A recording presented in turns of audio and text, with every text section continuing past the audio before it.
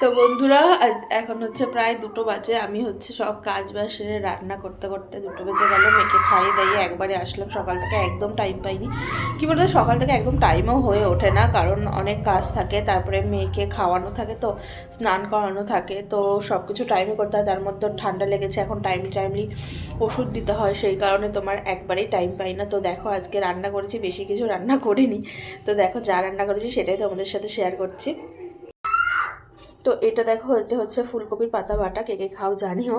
এটা হচ্ছে পেঁয়াজের ডাল, আর ওর নিচে ভোলা মাছের তরকারি রয়েছে, যেটা গতকালেরই তরকারি, যেহেতু রাতের বেলা আমাদের খাওয়া হয়নি সেই কারণে তোমার হচ্ছে। আর এই যে এখানে ভাতটা রয়েছে, যেহেতু রাতের বেলা খাওয়া হয়নি সেই কারণে রয়ে গেছে সব কিছু তরকারি, শুধু আজকে এইটা করলাম আর ডালটা করলাম।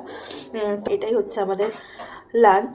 আর তোমার আর বেশি কিছু করি, যদি কিছু করি আবার রাত্রে করবো, দেখি। আবার তো আবার রাত্রে কিছুই করতে ইচ্ছা করে না।